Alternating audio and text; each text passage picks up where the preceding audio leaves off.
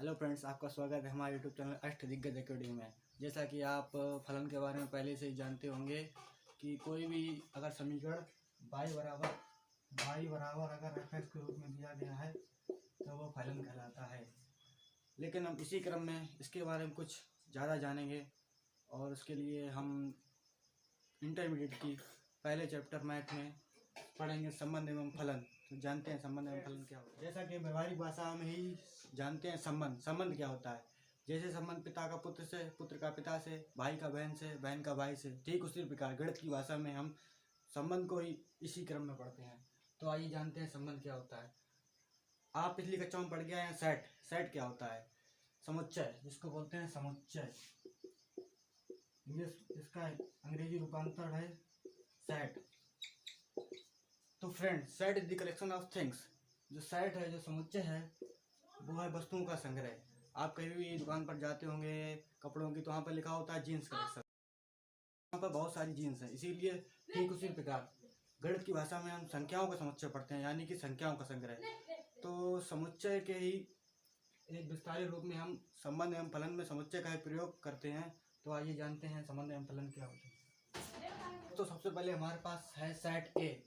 जैसा कि अब मैंने आपको बताया समुच्चय, तो सेट ए में जो कुछ एग्जाम्पल दिए गए हैं, जैसे सेट ए के कुछ जो एलिमेंट हैं वो है राम, लक्ष्मण, भरत, शत्रुघ्न, दशरथ। और जो सेट बी दिया गया है वो है कौशल्या, कैकेयी, सुमित्रा, सीता, उर्मिला, मांडवी, श्रुतकीर्ति। तो आइए जानते हैं कि सेट ए से सेट बी में क्या रिलेशन है। तो जैसा कि आपको दिख रहा होगा, जो सेट ए से जो राम हैं वो पति हैं किनके, सीता के। तो ऐसे ही जो बाकी जो एलिमेंट हैं वो भी इनका भी संबंध सेट बी के एलिमेंट से पत्नी का ही है। भरत का संबंध है मांडवी से, दशरथ का है कौशल्या, कैकेयी और सुमित्रा से, और भरत का और शत्रुघ्न का है श्रुतकीर्ति के साथ। तो यदि पति होने के संबंध को आर से व्यक्त किया जाए तो जो संबंध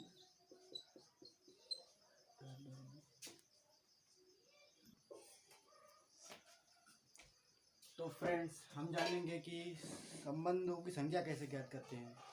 तो माना कि यदि किसी सेट में m एलिमेंट हैं तथा सेट बी में n एलिमेंट हैं, तो जो इनका प्रोडक्ट होगा, यानी कि इनका जो गुणा होगा, उसमें m इंटू n अवयव होंगे।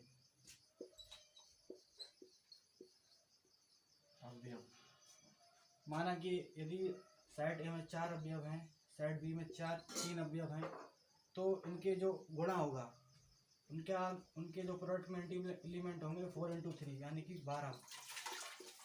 तो अवयव ज्ञात करने का विधि यही है, और इसके बाद मैं आपको बताऊंगा।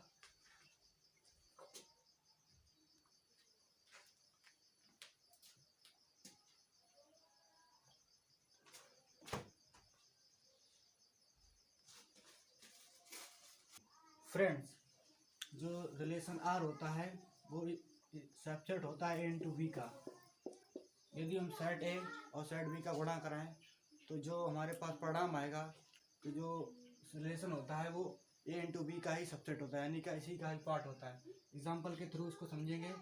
माना कि कोई सेट ए बराबर दिया गया है 1,2 तथा सेट बी बराबर दिया गया है 1, 2, 3। तो इनका जो प्रोडक्ट होगा ए इंटू बी वो होगा 1,1, 1,2,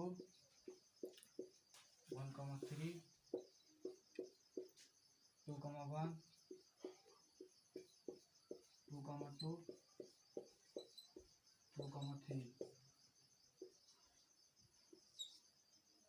जैसा कि आपको पता है कि सेट ए में 2 एलिमेंट हैं, सेट बी में 3 एलिमेंट हैं, तो इनके प्रोडक्ट में 6 एलिमेंट होंगे। 2 इंटू 3 बराबर 6।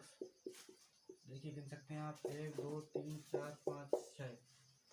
तो यदि ए में m एलिमेंट है तथा बी में n एलिमेंट है, तो ए इंटू बी में mn एलिमेंट होंगे। तो जो r होता है, r is the subset of A into B.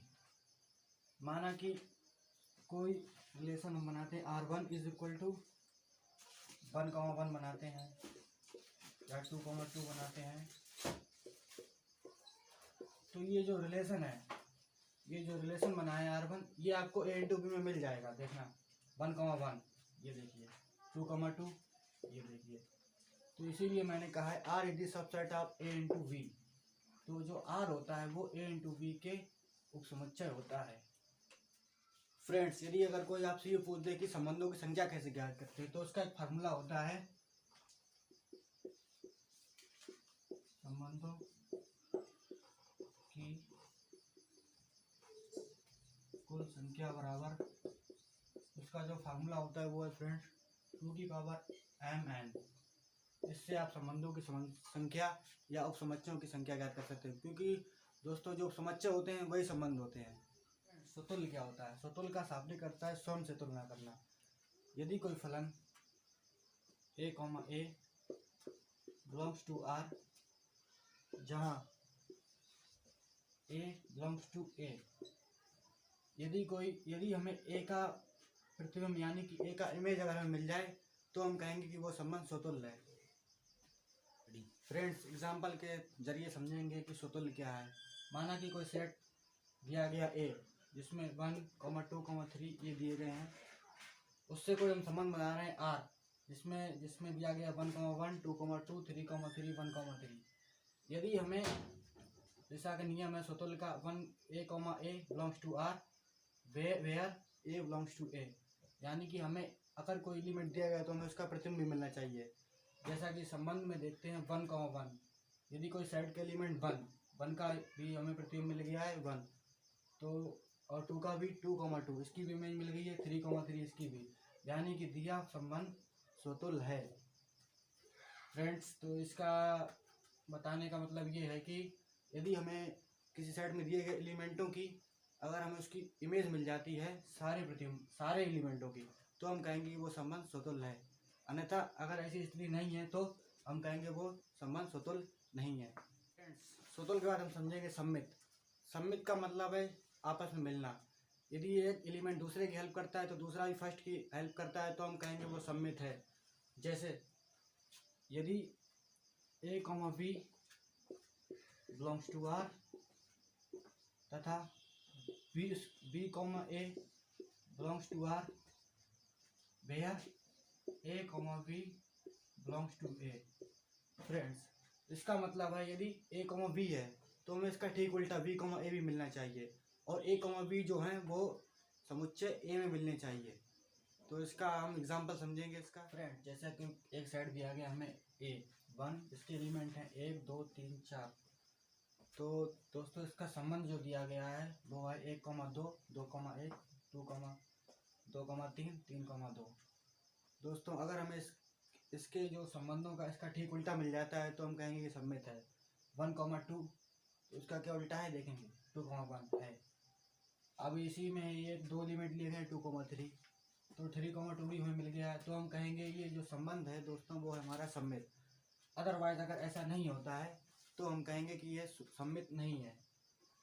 अब आप देखेंगे कि 1, 2 ये सेट A में भी है, 2, 3 ये भी सेट A में है, यानी कि तो हम कहेंगे ये सम्मित है।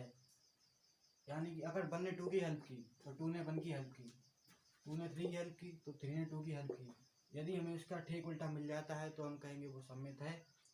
तो अगर ऐसा नहीं होता है, माना कि अगर 1, 2 और 2, 4 आ जाए,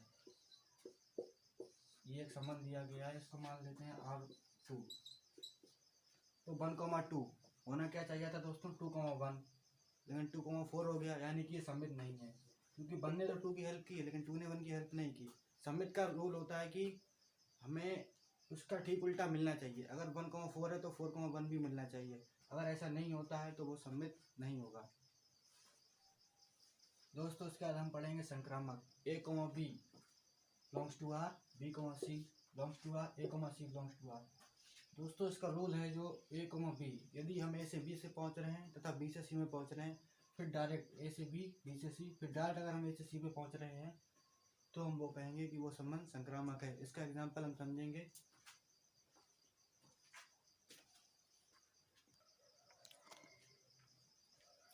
फ्रेंड्स, संक्रामक संबंध क्या होता है हम जानते। माना कि कोई सेट दिया गया A, 1, 2, 3, इसका जो संबंध बना है वो है दोस्तों 1,2, 2,3, 1,3। तो दोस्तों देखते हैं a, b। माना कि अगर इसको a मानते हैं, इसको b मानते हैं, तो इसको c मानते हैं, तो a, b भी है और b, c भी है तथा a, c भी है। यानी कि हम 1 से 2 पे वही पहुंच रहे हैं, 2 से 3 पे वही पहुंच रहे हैं और 1 से 3 पे वही पहुंच रहे हैं। यानी कि 1, 2, 2,3 तथा 1,3। यहाँ और संक्रामक का जो नियम था वो भी दोस्तों यही कहता है कि यदि हम एक से दूसरी चीज़ पर तथा दूसरी से तीसरी चीज़ पर तथा डायरेक्ट 1 से 3rd पर पहुंचते हैं तो उसको कहते हैं संक्रामक। तो दोस्तों ये फलन जो है वो संक्रामक है। और यदि अगर आपको ऐसी स्थिति ना मिले, माना अगर आपको कोई साइड रिलेशन दिया जाए और उसमें 1,3 हो और 3,4 हो, लेकिन जो है 1,4 ना आपको मिले, तो दोस्तों अगर आपको 1,3 भी मिले, 3,4 भी मिले, लेकिन अगर आपको 1,4 नहीं मिल रहा है तो हम कहेंगे वो संबंध संक्रामक नहीं है। यानी कि अगर हम 1st से 2nd पे पहुंच रहे हैं, 2nd से 3rd पर पहुंच रहे हैं, तो हमें 1st से 3rd भी पहुंचना होगा। अगर ऐसा नहीं होता है तो हम कहेंगे वो संबंध संक्रामक नहीं है। फ्रेंड्स, अभी तक जो मैंने पढ़ाया है वो आपके बोर्ड परीक्षा में 5 या 6 नंबर का आता है। तो दोस्तों अगर आपको संबंध तथा फलन संबंधित कोई भी समस्या हो तो कमेंट बॉक्स में कमेंट करें। और आशा करता हूँ कि आपको ये वीडियो पसंद आया होगा तथा अपने दोस्तों के साथ इसको साझा करें और ज़्यादा से ज़्यादा लाइक करें, शेयर करें और सब्सक्राइब करें। जय हिंद।